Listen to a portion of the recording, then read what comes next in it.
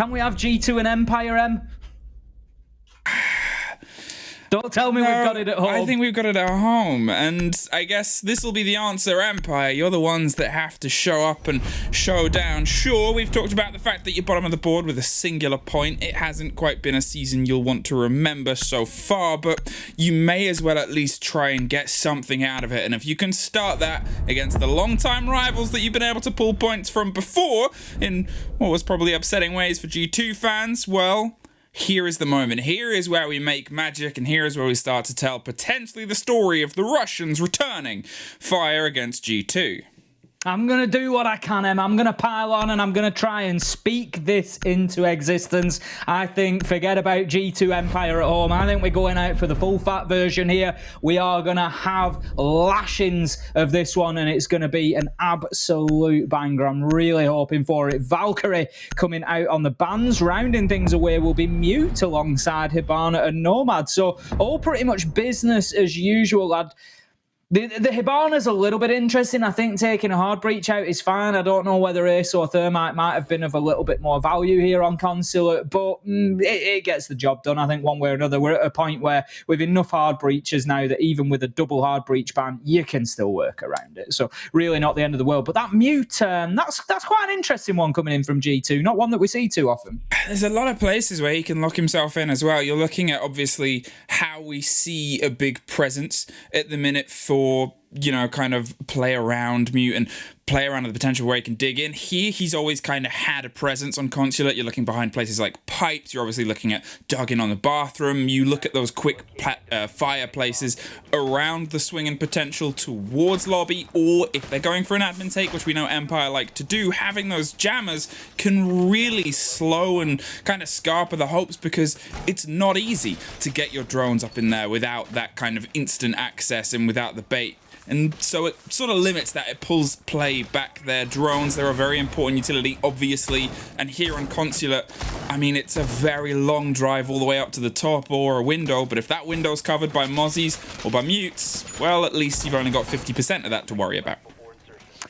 Round number one, we are playing down in Archives, and tell us G2 choosing to take us straight to the split site this time around. And I can hear you saying to me, Ace, what's going on? Why are you using all this utility up on the top floor? What is going on when one of the bomb sites is down in the very basement? Well, let me tell you, the reason that we're defending this so hard is we want to lock admin down, because Team Empire, they're probably going to come in and look for vertical control. There's two ways to do this. You can either push straight in through Garage and just literally rush into Archives and try and lock it down. It tends to be the less common approach. Usually, as we've seen from Empire here with the early push, they're going to try and get themselves established top floor. They're going to move all the way across there, and they're going to take out them defenders one by one or force them back downstairs. That vertical control allows them then to take over the teller's site, and that is where you get your diffuser whacked down on the table or on the marble planes to try and stay away from the nitros that we're going to see getting tossed around by the side of G2. You can see, point of note,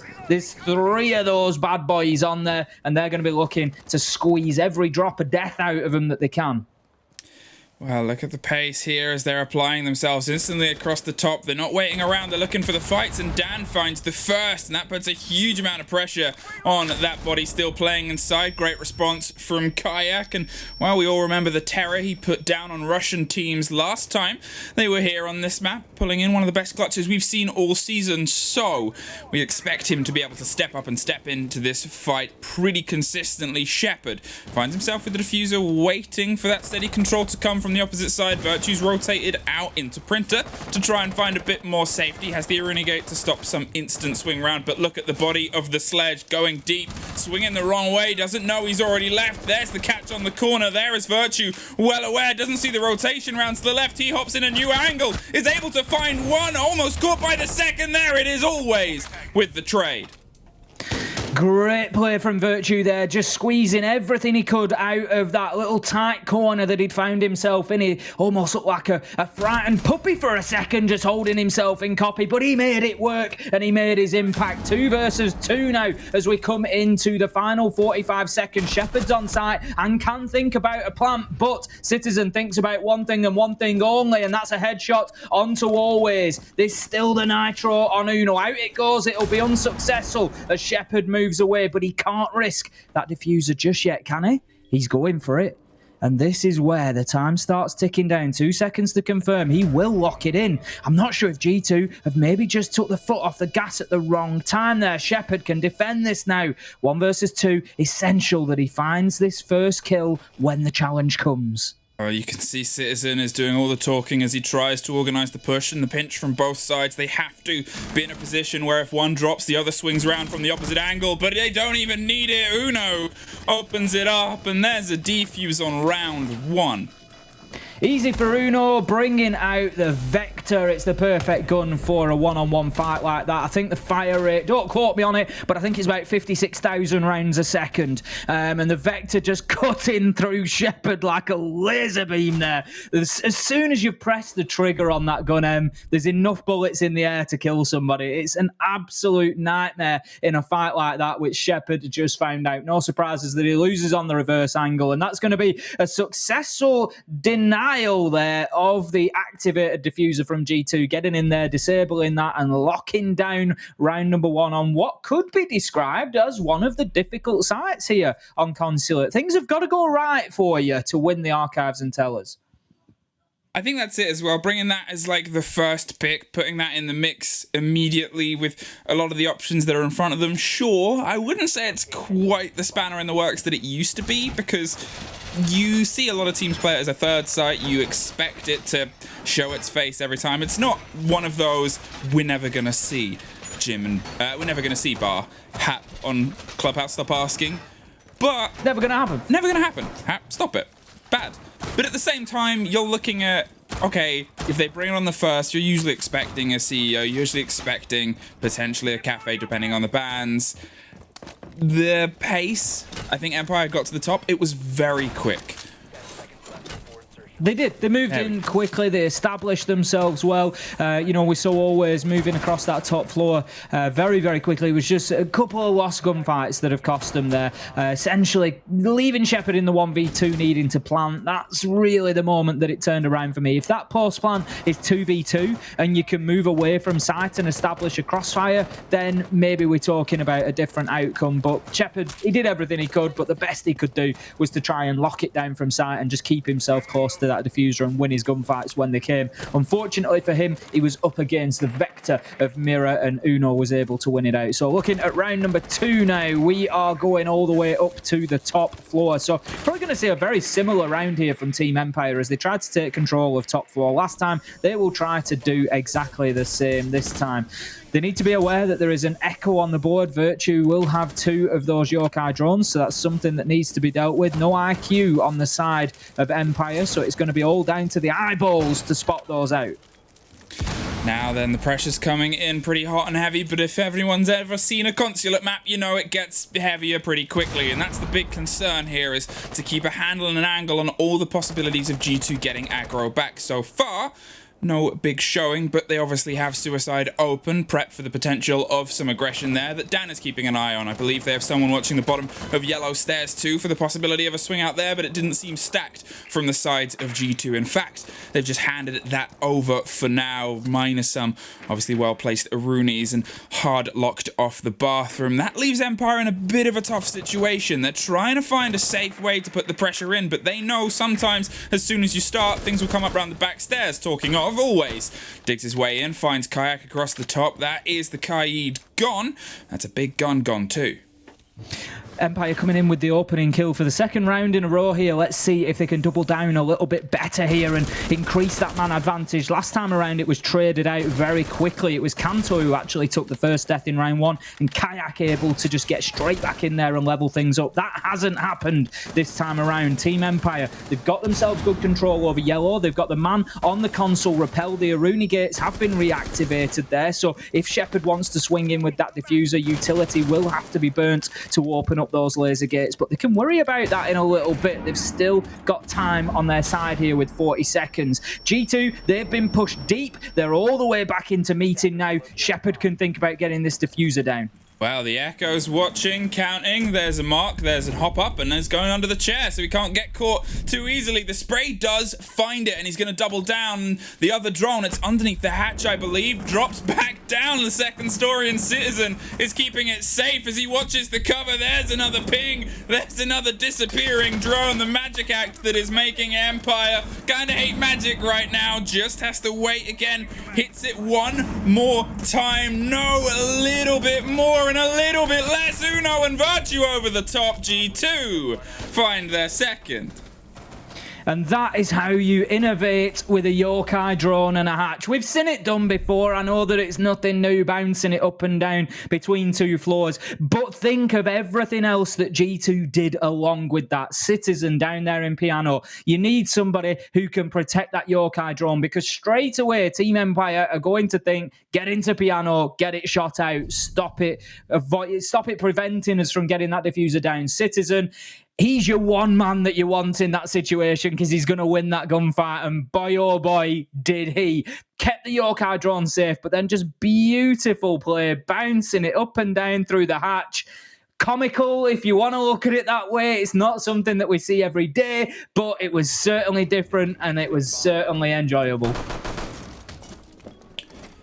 Well, now we find ourselves down in the cafe in the garage to see, I suppose, what they can do here. So far, the utility has proved a little bit of a disturbance for Empire, but they've been able to kind of manhandle their way past a lot of the use of the Aruni gates, or past a lot of the standard ADSs. It seems like it's boiling down to the end of they have that one last little bit in the canister that's been very good for G2 this whole campaign, and that's their ability to shoot people in the face, which Empire, you know, it's these little moments of we know what they're capable of, but some of their big gunners, they've had hit and miss days, and obviously, you know, it's very early doors, but on a map like Consulate, you kind of want to see some of those numbers start to rise on their KD ratio. Anybody wondering there why Kayak was being quite so specific with that electroclaw is because he wanted it underneath that metal fuse box. Because if you can get it just right, thank you, Medic, showing us there, just underneath there, what happens is the attackers will often try and get themselves into Piano to clear off that denial from the garage wall. So they get in there above, they open up the floor, and they look down vertically. So if that electrical is well placed underneath there, it can make it very difficult to clear out. Not impossible, but this is all about wasting time. Not only are you looking for chip damage onto players, you're looking for chip damage onto the clock as a defender. You're just wanting to burn that 10, 20, 30 seconds of trying to locate and get rid of utility. Now then, Uno just waiting on that skylight, but Danny's going to dance away for the time being and keep himself alive. Now the swing in comes with a grenade leading the charge, and the Pulse is working overtime. This is a fantastic map for a good Pulse player. Can get a full read on the presence of the players because of its rectangular yet tall shape. It's thin, and well, that's a way to lean your way outside. They're going to put a lot of noise down, and they're going to be prepared for the possibility of the angle from the top, but Dan wasn't quite there to capitalize on the three bodies down in the bottom. Scyther, in the meantime, opening up steady angles and steady control. 1:30 left, and they're starting to try and find a clarity of space, and yet again, they've got the opener. Always on to Kanto this time, and as you say, yet again, Empire 100% on entry kills so far, yet to make that pay in terms of a round on the scoreboard. G2 able to fight back from numbers disadvantage each time so far. Always looking to get aggressive into Piano now, open up those vertical angles that I spoke about, and Dan, he's going to double down with a kill onto Citizen, leaving us now 5 versus 3, and G2, they really are up against it here. Backs to the wall. Dan is poised for a hatch drop. Virtue is underneath, could be aware with that heartbeat scanner. ADS is in in, so almost certainly has the knowledge of where that player is. 45 seconds left to go, and we found ourselves a little bit of a lull here. The calm before the storm, surely. Yeah, Dan's headed back away from the hatch to start trying to open some angles. They're concerned about this, the rotation possibilities. Kayak wants to lead with Uno to pick up the cover. There it is. There's one red body above them, though, and if they're the ones that make the catch, well, they're able to get one. The C4 over the top to lock it off. Uno caught by Scythe around the back stairs, and now they're just going to try and stick the plant. Virtue is trying to dig his way back in to offer some support, but it's a 4 versus 2 post-plant situation.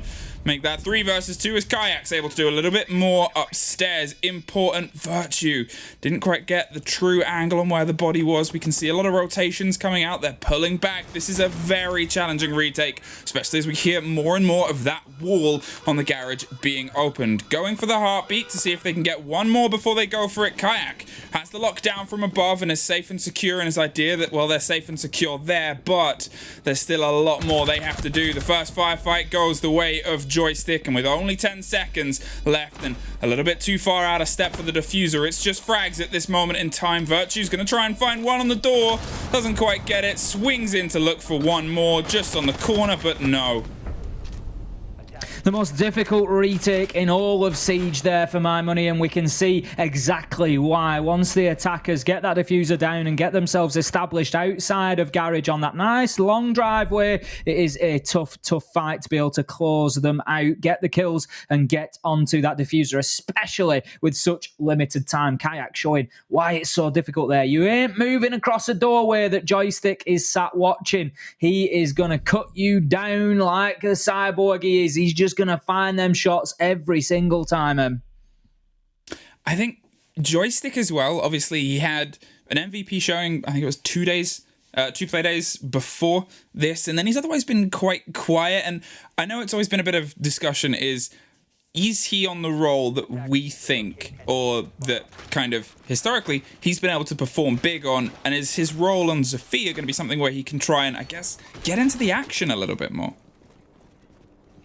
Looking towards round number 4 then, and as you say, Joystick's certainly been getting more involved in the action over the last couple of playdays than we've maybe seen historically, and I don't know whether that's part of the changes to try and push Empire towards more positive results or not. We'll see as the stage continues. Now, Virtue just once again piling utility into the top floor here. The site is Archives and Tellers, and as I explained previously, Empire will more than likely try to sweep across the top floor. Now, interestingly, the site is all being set up towards the admin windows once again. It's one of those you sort of damned if you do, damned if you don't, because if you don't set that up, Empire are going to recognise and rush straight in through admin, no question.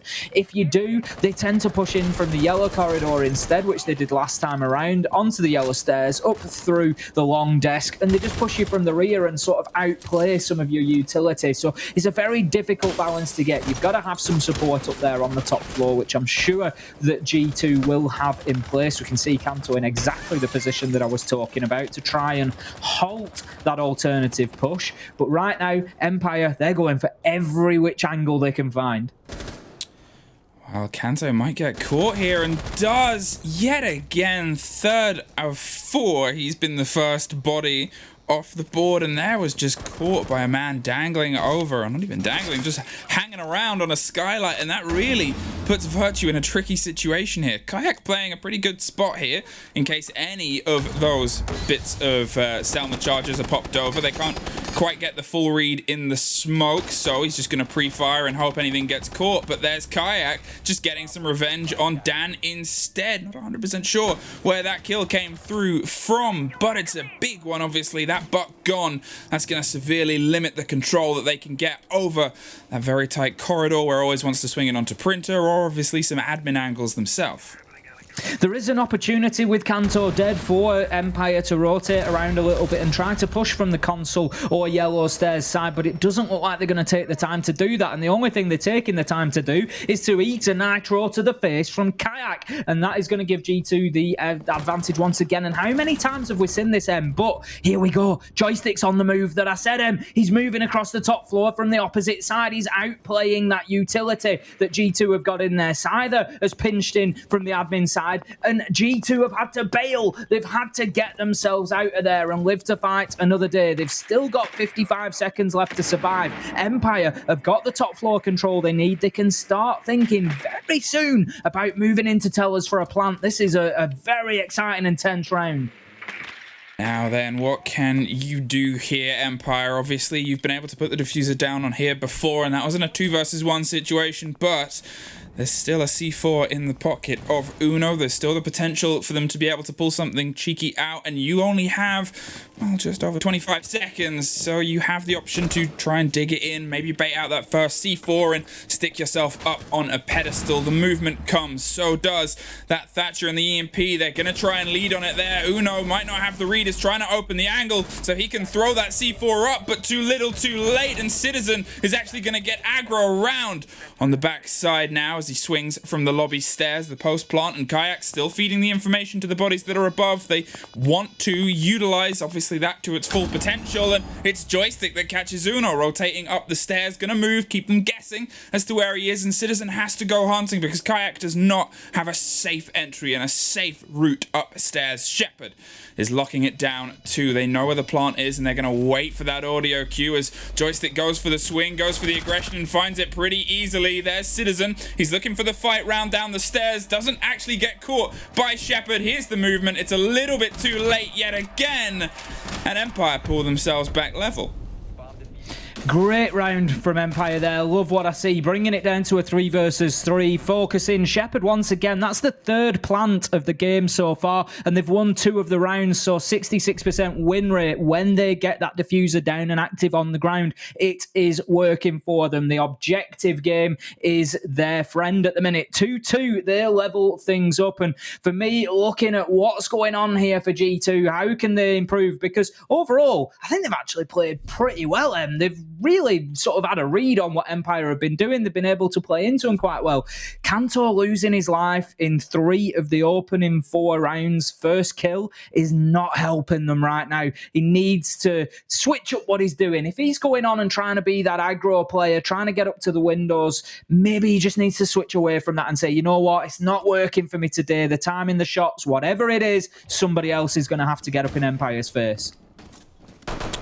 2-2 G2, and you probably didn't expect this from Empire, but Empire, well, they're a team that have historically been very good against you and able to kind of put in these fierce, ferocious fights, and to them, that builds that confidence, that builds that momentum and this idea of, okay, the season's been bad so far, but in the strangest way possible, G2 are maybe one of the best teams for them to start to lead some confidence back, start to lead some momentum.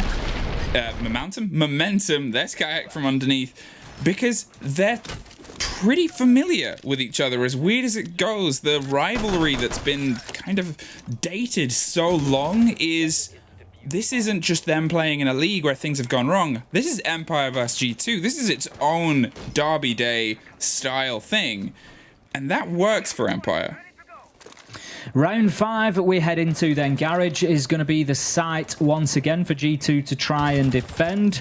They were unsuccessful back in round 3. Empire able to lock it down, get that diffuser down, and just defend it from the long driveway. Now that is rapid progress there. Inside of the first 30 seconds we see that wall getting opened, and this is what happens when Thatcher is on the board. For anybody who's maybe a little bit newer to Siege, and you see us going through that operator banning phase, and you see Thatcher, playday after playday, and you're wondering why is Thatcher going out so much? This is the reason. His EMP grenades just so useful at getting around that denial on hard reinforced surfaces like Garage Wall. Oh, fantastic, Scyther, come Pog on. mat. He's gone into the Pog mat, It's a Pog mat. Add it to the Pog mat tally. Pop up the Pog mat graphic as Citizen strikes down Dan on the opposite side. Scyther, well, they're going to get you back up, so it's not a confirmed Pog mat kill. It's more like a 0.5. Imagine if he'd come in through the other. Oh, that would have been... We saw a lot of... Pogmat coefficient would have gone through the roof. Honestly, out of the charts. We've already seen some good Pogmat action earlier today as well in the first game. So, hey, continue the trend. Why not? Bucking the trend though, G2 come in with an opening kill this time around. Citizen manages to get one onto Dan, and that is the Thatcher gone. And that's a very worthwhile kill early on. Yes, the wall's already been opened, but whilst there are still AMPs in pocket, they can be very valuable for disabling those electronics, such as the Banshees and the Kaid claws, if there's any left on hatchers, the Jaeger ADSs, so long as the ADS doesn't catch the EMP first, the counterplay that we love from Siege, of course. Now, Always has got himself in. He's a floor too high at the minute. He's opening that floor up from console into piano. And basically what he's looking to do is move away anybody who's playing in there, which is Kanto right now. He's trying to hold down piano on the Malusi there. He's opening up the angles in reverse as well. He's well and truly up for this fight. He wants to get himself on the board and he wants to keep that piano room safe. Enter Raketti, he's trying to live up to that rocket name by looking to the skies, but on a 0-3, make that a 0-4. He is unfortunately having a bit of a false launch this game. There's the swing potential round. The pressure onto Kayak. He might get caught by the Zephyr if he's unaware. The pressure's concerning from above, and Joystick is aware of this, puts the pressure and finds the kill. Was taking out utility, but Kayak unfortunately stepped right into the line of fight. Virtue drops one, but they've managed to pull themselves right in between the two vehicles. Now he's dropped with the diffuser. It's cold. Joystick tries to make it hot, but he's a little too late. G2 scrappy him by the skin of their teeth, but a very precious round. It's all about getting it over the line by an inch or by a mile. It does not matter. It's about getting that point on the scoreboard, and G2 have done that there by frustrating Team Empire and just not giving them the opportunity to get the diffuser down. And it's smart play by G2, because what we've seen from Team Empire so far is a big objective focus. It has been about getting the diffuser down. 3 out of 5 rounds so far, they've been able to do that. So with a 60% plant rate, you have to start playing into that. You got to lean into it as G2. And they've been able to frustrate them there and just burn that clock down and prevent the diffuser going on the ground. That's where their focus lied, and that's where I think they need to focus here in round 6 of console, office and meeting room. Now, we know from previous, the last attacking push from Empire onto this site was to get themselves into yellow stairs, get Shepard on those 2 console windows on the rappel, and then come inside and get the plant down. There was a smart Echo play, but you don't get away with that again, and that's why Echo is not on the board. If anybody's wondering, Echo did it great last time. Where's the Yokai drones? There's no point, because you know the Empire, they're not going to have that one again. You don't get away with it twice. It's one of those, fool me once, shame on you. Fool me twice, shame on me. And Empire, they're certainly not going to have any shame. So G2, they know that it's time to switch things up. Again, smart play from them. This is the other adaptation I quite like here, and I'm assuming it's going to come to fruition, but I'll wait, is the change away from the Kaid, which was Kayak, buried right under those windows, to, I'm assuming, Virtue, who's going to play around that same space with a little bit more reinforcement and a lot more health. Potentially, the Doctor is in, and he's going to try and stick with some aggression onto these windows and bait out, because that was the first pinch and bit of pressure. It was applied to that body that was the closest to the site and locking it down, and this method of doing it might be a way of just letting him take a few more of these fights and being a little bit more mobile and keeping them at the kind of death's door, which is how we've seen most of these plants play out, is these death's door. Let's throw ourselves in final 30 seconds and try and get this stuck. Joystick just getting up there on that spiral staircase skylight to try and get any early picks that he can. Just has a cheeky look. There's nothing doing, so he moves away. He's going to support the push into admin. Now, this is interesting. We don't always see this angle used by teams. There is the general push would be yellow stairs and console windows, but the alternative is what we are seeing here. Getting inside of admin and pushing through to the meeting room, which would be the other side, the one that's near the balcony, and has got all the little disco lights inside it. So Dan's going to try and work that balcony angle. He's going to try and force defenders out of there. Meanwhile, Empire try and get the rest of their bodies into admin, and they'll start breaching walls. As you can see, always gets himself in here. You've got the reinforcement wall by Long Desk. It was the one just in front of you there. As always, made that challenge onto Kanto, and he doubles down and gets the kill onto Kanto. They'll try and get a hard breach in there. They'll open up that reinforcement. That'll stop anybody playing in the corner where Uno is now. He'll have to rotate out, and and that gets Empire their access to site. Kanto is having one of those days rather forgotten, I think, right now, and so far he was at least able to do some damage to Scyther, who has had even more damage dealt to him in the meantime, and that's going to really put pressure onto anything he does in terms of trying to apply pressure onto the site itself, which in the hands of an Ashe with all those charges, it's a little bit of a damage, but in terms of shepherding away from the site, it's so far working okay for Empire. Dan suffers a little bit more, holding a pretty decisive angle on Suicide Balconies, waiting for the possibility of someone to get a little bit brave and he can kind of make them a little bit foolish, and it's always that finds Virtue with a hell of a pick. What a beauty of a headshot from Always. The full length of the meeting room site there just gets his pixel and takes him down. 5 versus 3, 30 seconds left to go. Team Empire have got the time, they've got the map possession. They need to think about getting this diffuser down. Now it is. The smoke starts to pop out on the opposite side. Uno's waiting to hear the call from underneath. Has an impact and is concerned of the swing. Isn't that concerned? Finds Dan, finds the drop, finds the diffuser, and with 10 seconds left, Empire find themselves in a bit of a tricky situation. Able to get a triple kill out of it, but with only a handful of seconds left, Uno has gone for the big rotate. Drops one on the desk, goes for the second, just has to find that planter, will swing and pre-fire. There it is, Uno with the ace!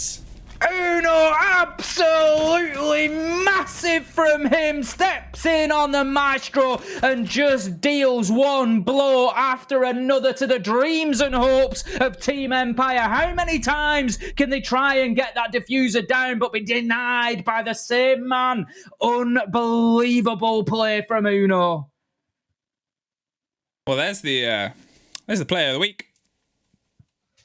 Chalk it up. Job done. John. That's that one.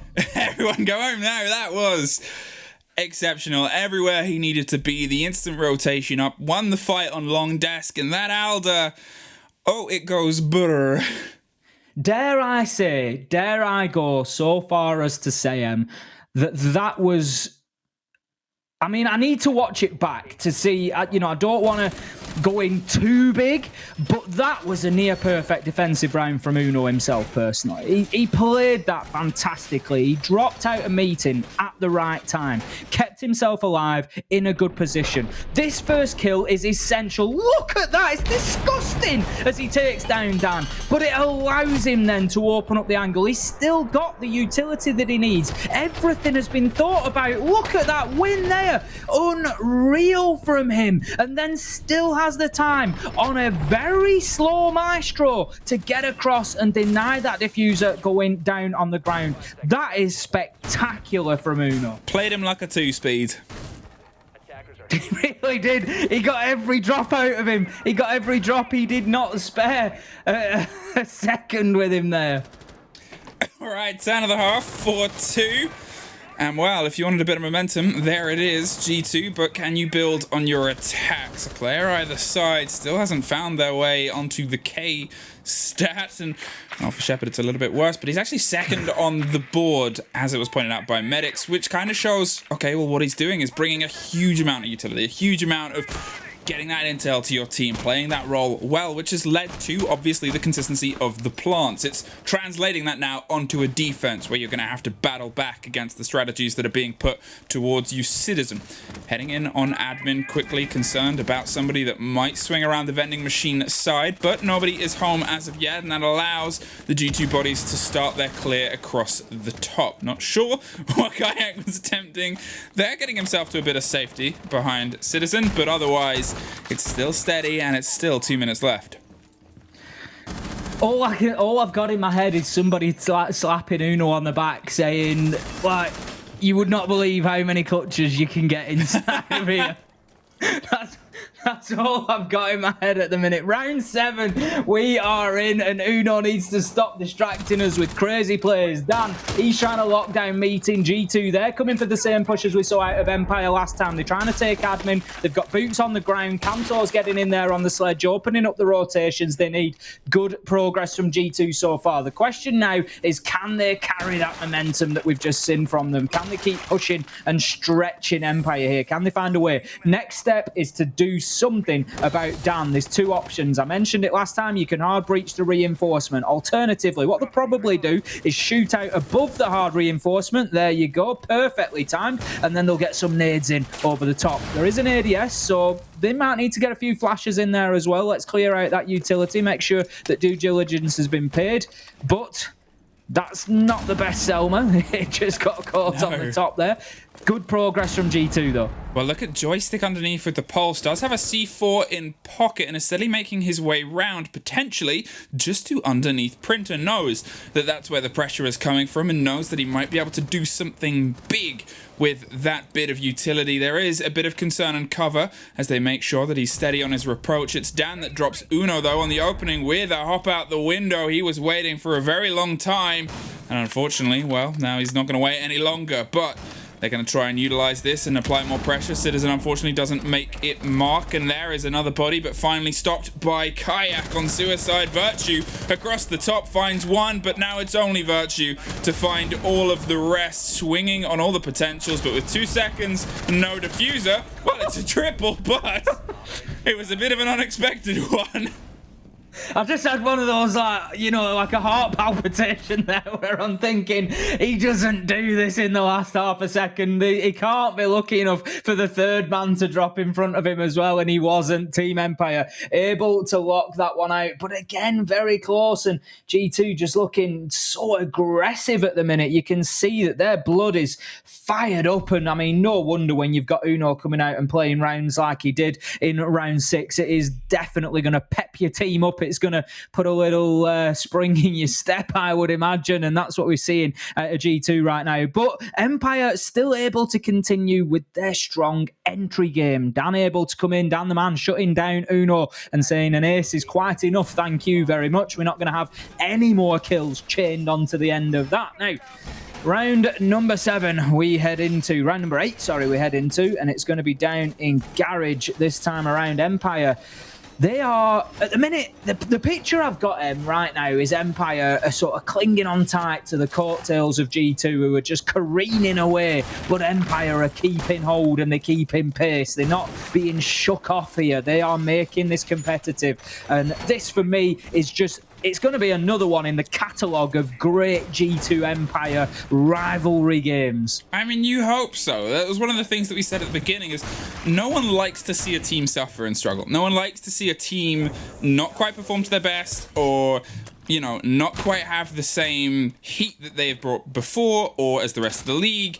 And that's unfortunately been the story with Empire so far. Is sure, there's been a couple of games where things have, you know, got to 7-5 against them, but oh, it's Empire. You want them to be a fearsome opponent. You want them to be a big challenge to surmount. And here against G2, it's the possibility. A long-armed Impact is able to take off half of Kayak's health. I don't know if he was trying to catch the Selma with that, but he caught the ace instead, and that's going to be something that's going to make that approach much tougher, especially with Shepard in the role of that smoke canister, because a lot of the plants and a lot of the positioning of that is pretty standard. You know where the attackers are generally going to want to stick it down, and where you want to stick them down, as Dan, yet again, gets the opener for Empire.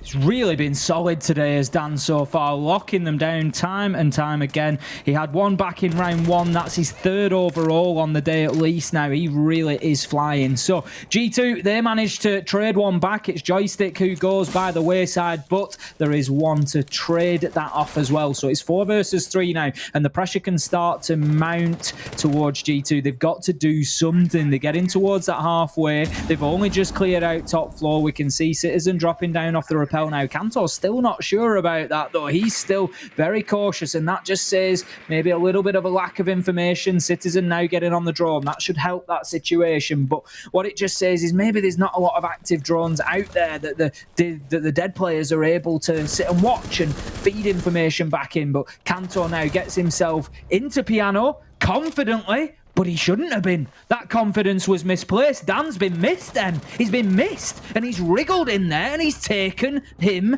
down. Triple now for Dan, and he has just been so much of a problem on the defenses. Was always a presence on the attacks as well. Just put himself in these positions where he could take a body and usually got traded out. But here, where he's really utilizing what Consular offers best, which is the aggressive rotations. Finally stopped by Citizen, and he has 45 seconds to try and find 3 more. They know exactly where he is and what he wants to do at this point, but are they going to throw themselves at it and towards it? They don't have to stress. They know exactly what the play is here, and without any of their defenses truly being tested down inside the site, it puts them in a situation of, well, let's just lock ourselves in and wait for him to try and finish the work. Perfectly timed. They're holding themselves back there, and always just waits for the drop and picks up the shot nice and easy for Empire, and that levels us up 4-4 here. So as an absolute minimum, we are going to see 11 rounds, and that is what this game deserves. I'm thinking there's a very real potential for overtime already on the cards here, because this is going tooth and nail, and neither side is willing to give nor expect any quarter here. They really are going hard for it. Now, we've got a tactical timeout coming in from G2. They're just wanting to slow the pace down a little bit. That makes sense. You obviously find yourself in the situation of 4-4. It's been back and forth throughout most of this, but they would have come into this expecting an easier day. They would have come into this expecting to be able to take a little bit more, put a little bit more presence onto the game itself, based on their history with Consulate, based on their history with this league so far, and based on how Empire have been playing. But those little missed moments, as you said, it seemed like they weren't too sure about that roam clear, and it turns out they were right. They weren't sure. Dan was still on the loose. Those are the things that they know that they can tighten. Those are the things that they're having a conversation about right now and saying, lads, we got to rein that back in. We're G2. I mean, it's quickly and easily fixed, as you say. You know, the information is there. Look, Dan came out of the bathroom and got me in piano. We've drawn that out. I'm going in there. We need to know about this. We need to know where he's come from. We need to know where he is. You know, whether that was a top floor drop through hatch and then move through spiral and circle desk, or whether that was in bathroom and just not been spotted out is irrelevant, really. They just can't allow Dan or anybody on Empire that sort of freedom, because today Empire have switched on. They are definitely ready to play here, and they are looking sharp. So heading back in then after that tactical timeout, I'm sure quick words will have been had from Shas and G2, just trying to square things away and try and just slow things down a little bit, because things are starting to get away from them, with 2 rounds on the bounce going to Empire, and G2 yet to find a successful defense. This time they're going to be attacking onto press and lobby, so there'll be plenty of attention paid to the top floor again. They need to lock down those vertical angles before they can have any hope of getting the diffuser down realistically. However, if you remember, previous weeks we've actually seen a couple of times G2 try to get a fast plant down behind the piano. I've seen it, I think, twice from Kayak. I'm interested. I'm wondering if that's something that's going to come about again. Joystick, just putting a Surya gate on that window could be a little nod to that.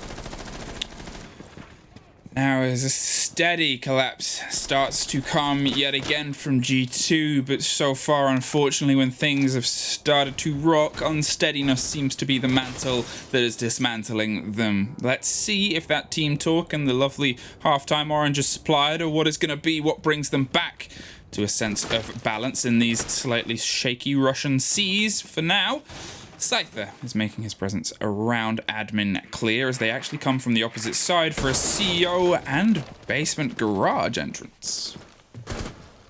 Kantor just moving in very quickly there, using that soft breach utility to open up the wall. And I've said previously that there is sort of little used pushes through garage. They can be used for archives tellers. They can only also be used for a press and lobby push here. So you try and get control underneath the map and then use a little bit of verticality. There's not too much to be found, but you can use those hatches and nades and other elements to potentially just move defenders around. But I would suggest you're still going to have a tough time of it in press and lobby split if you don't get the top floor control to go with it. So Kayak and Virtue, they're just holding angles at the minute. I'm pretty sure they're aware of presence up on the top floor, and that's why they've just spotted out Always on the Melusi. He's going to move away for the time being. He needs to be careful because that yellow door is being watched and trying to just get a pinch on him here. But Always, he's having none of it. He's just keeping himself busy, keeping himself mobile, difficult to pin down. And right now, he's burning an awful lot of time, which is, you know, priority numero uno for Aroma.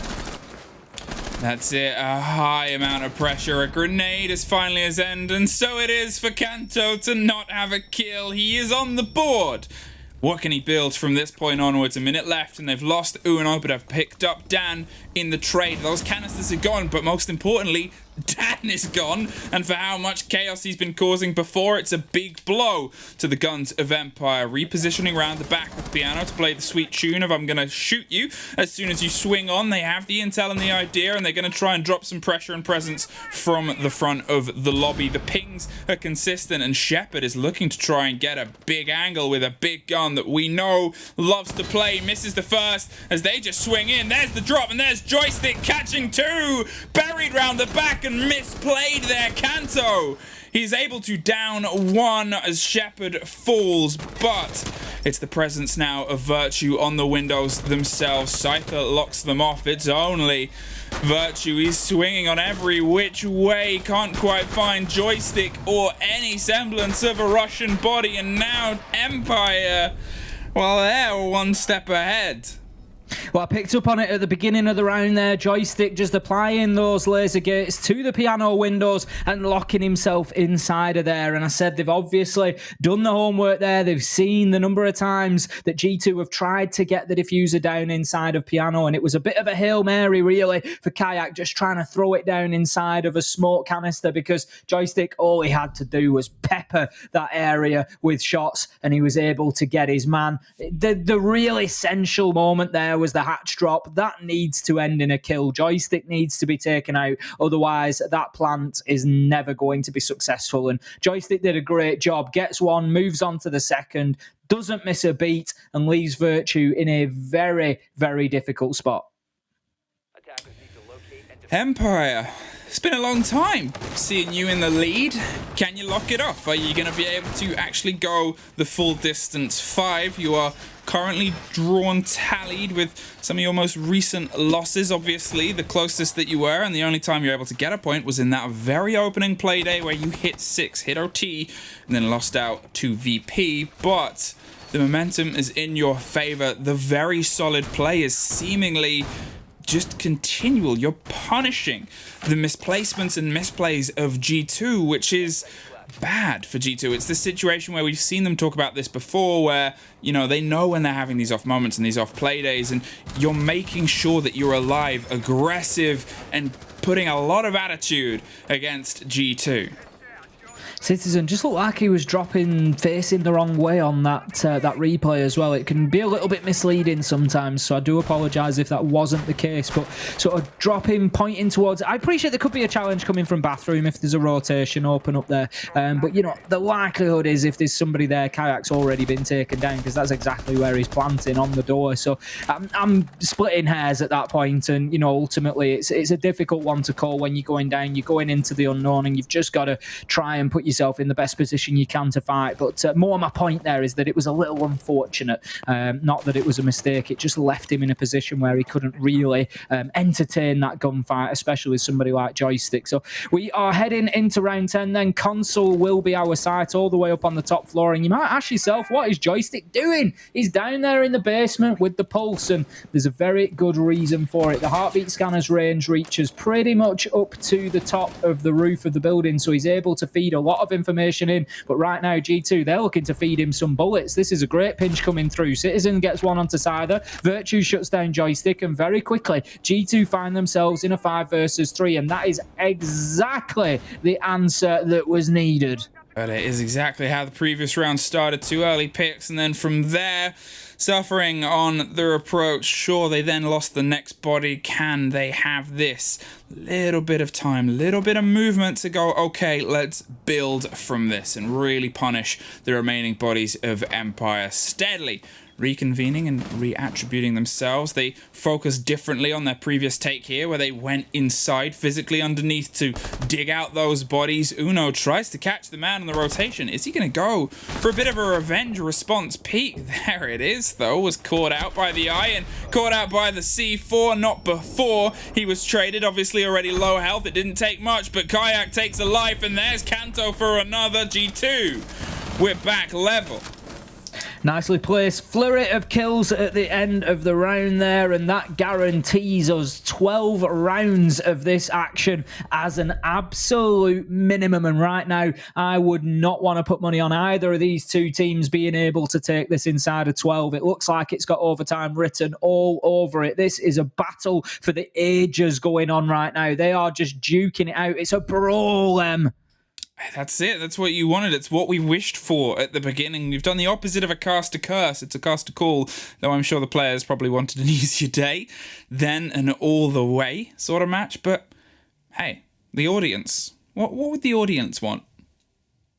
I think they'd want exactly what's being served up to them right now. And served up in round 11, we're going to head to Cafeteria. Talking about serving up, it's going to be Cafeteria and Garage. Down on the bottom floor, and Empire, they are looking to serve up something tasty for G2 here inside of this round. Whoever takes round 11 will be the one with the opportunity to shut this match down inside of the regulation 12 rounds without going to the overtime at the end. Now, Dan getting himself established on the top floor. We saw this last time. This was exactly the same for the Garage hold, if you remember. So much time wasted up on that top floor by G2 trying to chase down this roam and not really finding it, never really getting a hold of Dan. He was like a slippery snake, just in and out of problems and just causing an absolute nuisance, and G2 just couldn't get the boot on him. Well, Empire, you are one round away from putting yourself on OT, and you have been fighting tooth and nail. You finally had the lead, but can you keep it solidly, and is the confidence something that you will build behind? Now, they're still pretty active on the roam and the setup as Joystick holds himself by the windows on the top floor, and with Scyther on the cover of Yellow Stairs, I guess they're waiting for the approach and the possibility of pulling a body out of G2's favor. But I'm curious here about how G2 opt for this. The drone all the way to the top will not actually get caught by Joystick, who in the meantime is rotating out of there and finding a new place to set up inside Yellow instead. They are slowly actually rotating all the way down. Here's the drones whirring and working close by. Drops one on the close corner, and for now it's just, well, where are the Empire players going to settle, and where can we set up the pinch that we played so masterfully previously? G2 need to be very aware of Joystick here. He's just taking one drone after another, and that is going to seriously limit the information that's available to them. Could be a problem for them to worry about in the late round, but right now the immediate problem is, where is Joystick? Have to nail him to the wall here, have to get him chased down, cornered off and taken out, because otherwise he's going to hit you hard on the flank. He's playing on the Yellow Stairs and he's just waiting for an opportunity. He's just waiting for those last 20 seconds to hear they're coming in for the plant, and he just moves down Yellow Stairs and he'll just gun back. 1, 2, 3 in front of that yellow van and black car. Sorry, the white van and the black car. That's what he's looking for, and they have to stop him doing that. Dan is there to support him in that, playing in and around the bathroom. So this mid floor is still very much in the control of Empire, and until G2 do something about it, it's going to be difficult for them to get the diffuser down. Not impossible, but difficult, and that is the start they needed. Well, now, what can you do with a minute on the board still? Joystick's gone and the wall is opened, but it's a tough angle and a tough way to bleed into the site itself. You have 4 smoke canisters, though. That's the big bit of utility you've got working in your favor right now. The concern is if you get caught on that movement, that puts the diffuser in a very tricky situation, as we've seen before when Empire tried a similar thing without being able to get those sides open, spilling down Yellow Stairs and going for a quick swing, but Virtue is dropped and Uno gets some revenge. There's Uno caught by Scyther around the back and covered off. A canister goes, but Dan swings wide. The C4 doesn't catch anybody else. Yet again, though, we're seeing G2 punished on their attempt. There's the diffuser carrier dropped. There's a little bit more revenge, but it's a 2 versus 1. No time, one above and one in line. They're trying to find something before they go for the stick. Another C4 still in pocket, but you don't need it because Dan's above and puts them guaranteed on a point. 4K for Dan on the round, and a lesson to be learnt for G2. They got joystick cleared out and the focus switched to sight. They just never really seemed to get a handle on the fact that there was 2 of them out there. Where's Dan? That has to be the question. And he was able to come and hit them on the flank, hit them on the vertical, and cause a real problem for them. He was a thorn in their side. And but for Scyther picking up the one just out from the back of sight, he would potentially have had an ace lockdown there to answer Uno's back in round number 6. So a great round from Dan once again. And it's got to be said, a great game from him today. 23 kills between him and the second placed always. They are absolutely flying at the minute. And Shepard today, he's not picking up the kills, and that is not a problem. It is not a criticism because Shepard's able to focus on what Shepard needs to do, and that is those support roles. Empire cannot be relying on him to prop the team up and get the big clutches and keep them in games. This is the position they want to be in.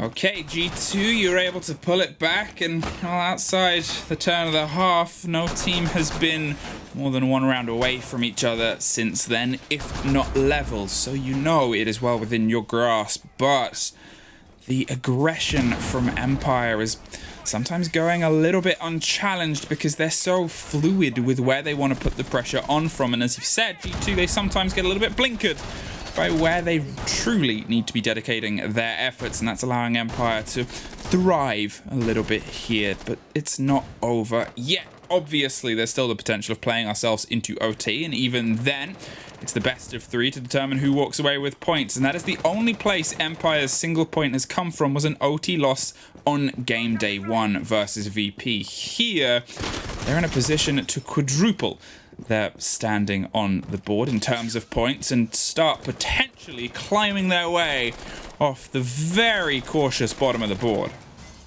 Manifesto being laid out for a top floor clearance from G2 here. That is going to be their number 1 priority. Scyther, he's got himself inside of that connector. Will try to, again, just keep himself alive for as long as possible. Uno spotting out those ADSs there, which will tell him that there is somebody playing in and around meeting, even if they haven't been able to pick them up on a drone. Kanto, well established inside of the copy room, and he feeds off that information that is no doubt been passed to him from Uno, saying we've got one inside a meeting. They set up with ADSs. In goes the nade to try and move Dan. Half damage done, but he's going to keep himself out there. He just wants to keep them off those windows for a second longer, and that is brave play. That is another 10 seconds burnt before somebody can move in through those meeting windows, and you love to see the speed of thought from Dan there. Well, they've been able to pull themselves out and only suffered half health. 2 grenades popped through. A lot of work to do, and G2 are being cautious about doing it. They're not overextending or overreaching their arm as of yet. They're fully expecting another Secret Empire player to pop out of a corner cupboard and get a kill or 2, and they don't want to suffer that yet again. The concern there, though, is how long do you spend trying to dig out the fleshy portions of the map and just enjoying yourself in terms of the final few bites of the site itself. So they're weighing up that balance, waiting for that right moment to start to feel confident, and I guess the concern is, have they ever really felt confident this map? 1 minute left to go, and we seem to have found ourselves at a bit of an impasse here. G2 have just hit the pause button for the time being, but unfortunately it doesn't work on the clock, and the seconds keep ticking, the sand keeps falling, and they need to think about doing something soon. They don't have top floor control yet. 30 seconds left to go, and this could be a big Hail Mary through the front door for Virtue. Yeah, he's going to try and pop those cameras and make sure he gets a bit of a cleaner entry here as the Aruni gate's gone. It probably won't be reactivated in the time as there's only 30 seconds left. Drop the default and Kanto swings around the back of the spiral to try and offer some support. It's the bodies inside the bathroom that might cause the most problem, but Citizen is able to find Shepard. Drops the Maestro and drops a big bit of utility. Catches a second, rotating up the stairs. They're going to try and stick it. Kanto with the cover around the back stairs. Everything is coming up blue and G2, and it's a flawless when they needed it most. We are going to OT. We're going all the way, and I think everybody at home will be happy to see more and more of this game, just like you and I are, Em, because this has been fantastic Siege entertainment so far. These are the games, these are the ones that we really live for, because they just bring that tension and excitement. And what two better teams could you have? G2 versus Empire, facing down like this with all that history behind them, and a great execute in the late round from G2 there. I was concerned it was going to come down to just a Hail Mary through the front door and try and see who you could take down, but they'd managed to encircle Empire and get themselves into the positions to find the kills, all in very quick succession. So well played from them. And heading now into round number 13, we will see the sides switch.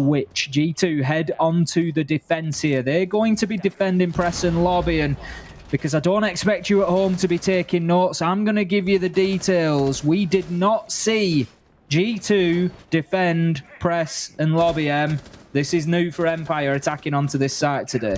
It's a risk and a roll, that's for sure, and I think it's a fair one to do in a way. It's off the beaten path, and G2 do love to play those little pocket strats. They like to push ideas and make teams uncomfortable, and you've kind of got to do that. Obviously, we saw a 4-2 turn of the half, but how many of those rounds came down to the final 30 seconds, if not the final 3 seconds?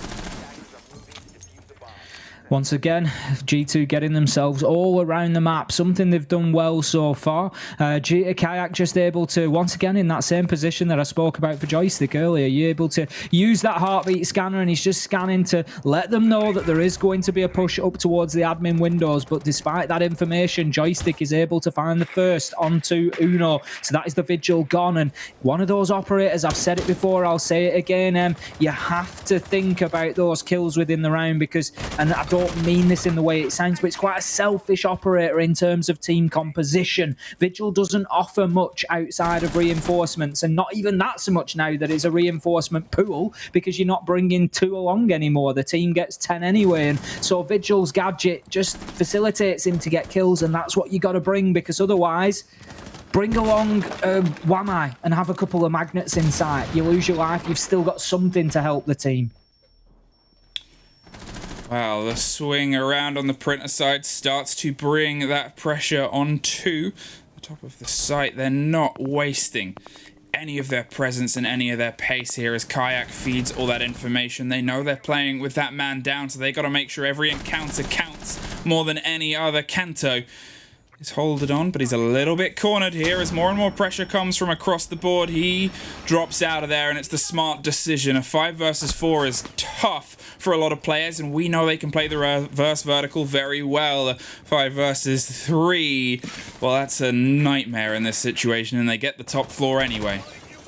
1 minute 20 left to go. G2, as you say, just having to dip back towards site now. They are, we can see 2 left on the roam out towards yellow stairs, but I don't think they're going to be there for long. They're either going to lose their lives or lose their position as they have to move back now. How about that? A lack of information, this time biting Empire in the backside as Kayak is able to get an absolute freebie on the Nitro there. He hasn't been picked up underneath. There is no way, because Joystick would never have been stood so still for so long. Shepard goes in through the main door, starts getting the diffuser down, Sider with an important kill, but Citizen with an even more important one, puts the diffuser, but it's activated. He just got there. Shepard holding on, and in the nick of time able to get it activated. And right now, G2, they are on the clock. 2 versus 3 as Sider Either locks down the first that Empire need. That Citizen gone.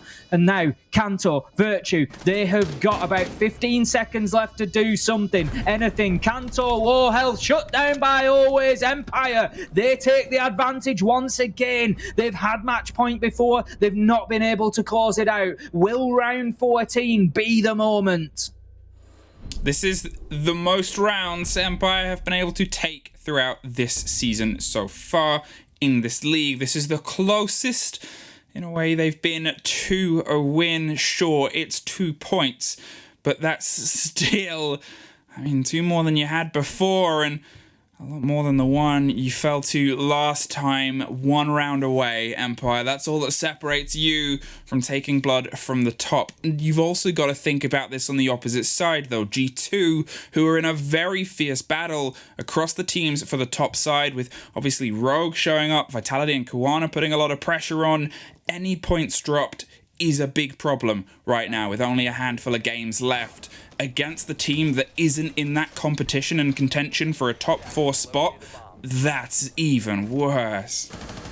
Dropping down to Garage for round number 14 then. This is going to be Empire's bastion. This is where they will try to make that final stand, get it locked down, and get the win on the board. As you say, they are looking for 2 points here. This will mean everything to them. It will mean far more than the 2 points. It will mean that the work that they have no doubt tirelessly been putting in has come to fruition. It will mean that it could be the breaking of the seal that sees them picking up more and more rounds as the stage goes on over the Super Weekend, and then they can look towards having a better Stage 2. This could be the lighting of the beacon fires to suggest that Empire are back. Well, let's see if they, I guess, stay lit until the end, or if they unfortunately get snuffed out. G2 still have 2 possible rounds to play themselves back into favor and at least mark this in the win column, though a little bit shaky with the 2 out of the 3 possible points. Dancing around at the top of the windows. Nobody again wants to overstep. They've suffered quite a lot to the roam of Empire and the aggressive contention that they've decided to put down in all the corners of Consulate. They're making sure they can be a bit steadier on their approach here. Capitalize, been able to open up these big kill holes all the way down to the bottom floor. G2 need to be very careful of the roam presence here. They've fallen foul of this twice. They've got Joystick up on the top floor. They've got Scyther moving around as well. They need to ensure that they find both and that they lock them down. And Dan, again, in his signature spot inside of the bathroom there. How much damage has he done? I dare say he's had at least 7 or 8 kills out of there throughout this game. And if G2 allow him to, he's going to do exactly the same. So nearly halfway through the round, G2 need to think about getting moving here because they've got roamers to clear. They cannot push on until they get rid of them. We saw why on their last Garage attack. Good progress there. Damage done to Scyther. Shut down Citizen with a headshot. Joystick, damage done as well. This is looking for G2. We could be going all the way to 15. And that's it. That's what they can build on now. They're steadily droning out. Is that a missed drone? Well, now it's not. They dropped the drone, so they're well aware somebody's there. It's whether they get him, and they do. Joystick dropped, went for the swing on Virtue. Didn't want to roll the dice on whether they knew he was there or not. And I think that's a little bit into the favor of G2. A minute left on the board, and they're starting, finally, their collapse to that ground floor before eyes angled down to the basement. The pressure comes from Kayak on the front with Citizen leading around the back, applying some grenades to the shield by Pipes and putting all those remaining red bodies further and further into the center of that kitchen and cafe.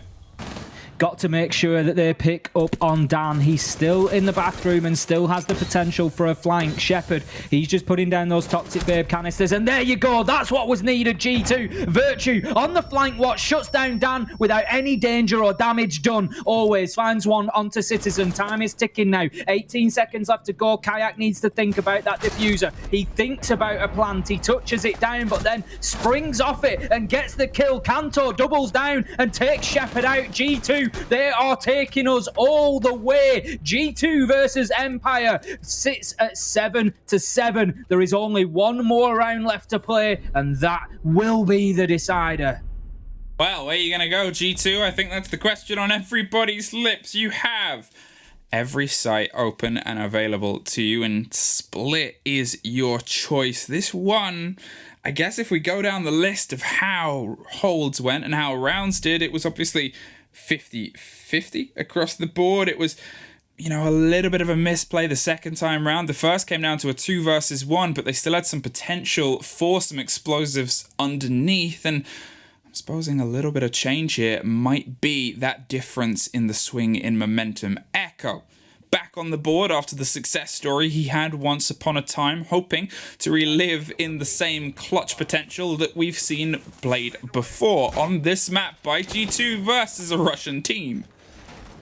Now, last time around, one thing that I picked up on for the G2 setup, and I understand the reasoning of it, so I'm going to be it's going to be not a criticism, but just something to maybe watch out for, was the difficulty that Uno had challenging onto the planter, because none of the teller's floor had been opened up, and there was just no real way to make a challenge. And sometimes we will see shotgun holes opened up in that floor to allow for strategic nitro tossers up into tellers to land on the desk and the cabinets to try and clear out any plant attempt. Now, you have to be careful because angles work both ways in Siege. That's what you have to remember. So if you open that up, you are giving an opportunity to the attackers to use that in reverse and to shut you down inside of archives. But you've got to find that happy medium. You've got to find that balance, because it was too late in the round and Uno was just unable to make any.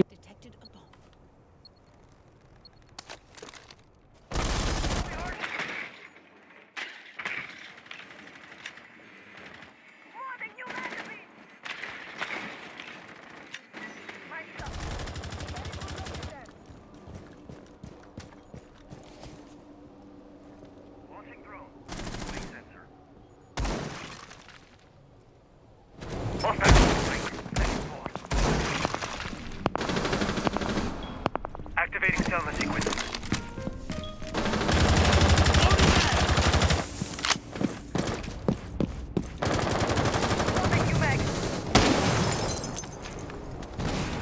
Scanning.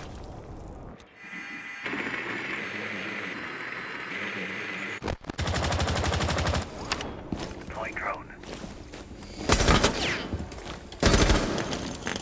Surveying for hostiles. A bomb has been located. Hostile. Scanning. Stay sharp. Bomb detected.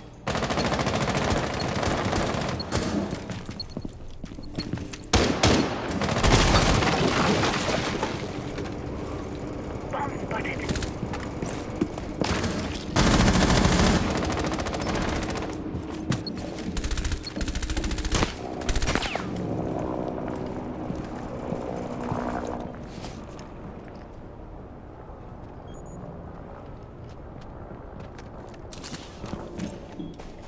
Deploying sensor. IED sweeping. Regional leak. Loading back. Deploying sensor. Bomb spotted!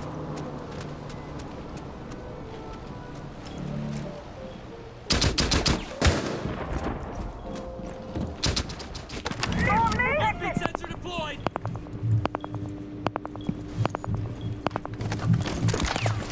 So.